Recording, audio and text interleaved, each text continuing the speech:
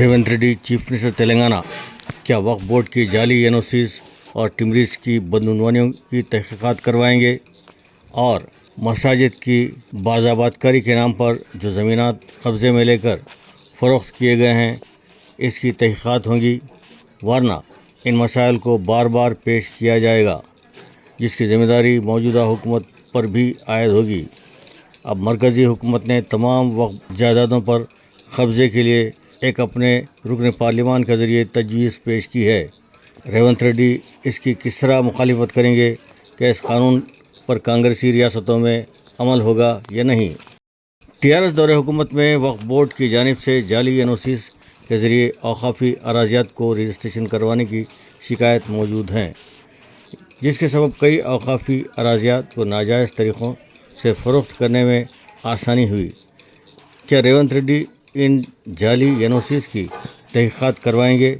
اس کے علاوہ کئی غیر آباد مساجد کو آباد کرنے کے نام پر جو بدعنوانیاں ہوئی ہیں، ان مساجد کے ساتھ بڑی قیمتی اراضیات تھیں، ان پر کس نے قبضے کیے اور کس نے فروخت کیے، اور اس میں قدیم مساجد کو بازآباد کاری کا نعرہ لگانے والوں کا کیا کردار رہا ہے، اور وہی لوگ دوبارہ مساجد کی بازآباد کاری کی مہم شروع کرنے کا ارادہ رکھتے ہیں۔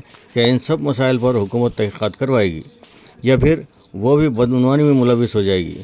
علاوہ ازیں حسین شاہ ولی درگاہ کی اراضی جو ہاتھ سے نکل چکی ہے، لیکن اس اراضی پہ مساجد، چلے وغیرہ ہیں، انہیں کب تک بحال کرے گی؟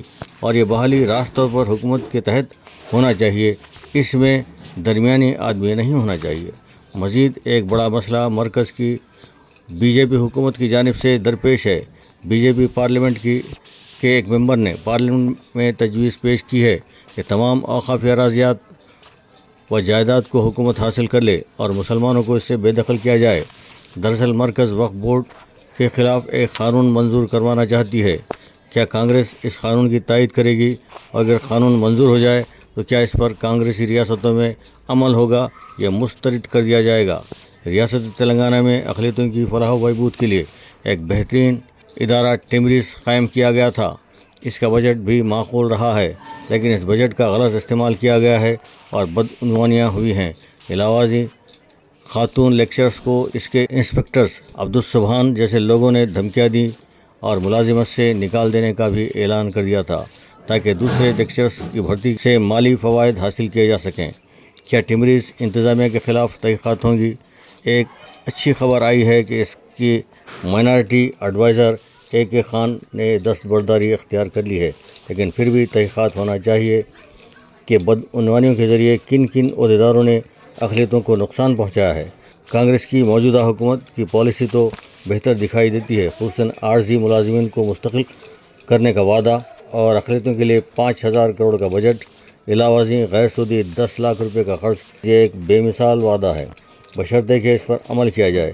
اگر اس پر عمل ہوگا تو یہ ریاست سارے براعظم ایشیا کی پہلی ریاست ہوگی جو اپنے عوام کو بلا سودی قرض فراہم کرے گی، اور اردو کتابوں کی اشاعت کے لیے بہت کم معاوضہ دیا جاتا ہے۔ اس مہنگائی کے دور میں اسے 3 گنا اضافہ کرنا ہوگا، اور اردو اخبارات کو اور اردو میڈیا کو بھی اشتہارات دیا جانا ضروری ہے۔ ٹمریز میں عربی ٹیچرز کی تعداد میں اضافہ کیا جائے تاکہ روزانہ عربی کلاس چلائی جا سکے۔ اب ہفتے میں ایک بار کلاس لی جاتی ہے، اس کے لیے 4,000 روپے معمولی سی رقم دے کر عربی استاد کو رکھا گیا ہے، جو کہ بالکل غلط ہے۔ انہیں مستقل کیا جائے اور عربی و اردو اساتذہ کی تعداد کو اضافہ کیا جائے تو بہتر ہوگا۔ اقلیتی بہبود کا منسٹر ایک ایماندار شخص کو بنایا جائے، وقف بورڈ کو فوری طور پر عاملانہ اختیارات دیے جائیں تو بہتر ہوگا تاکہ وقف جائیداد اور اراضیات کا بہتر طور پر تحفظ ہو سکے۔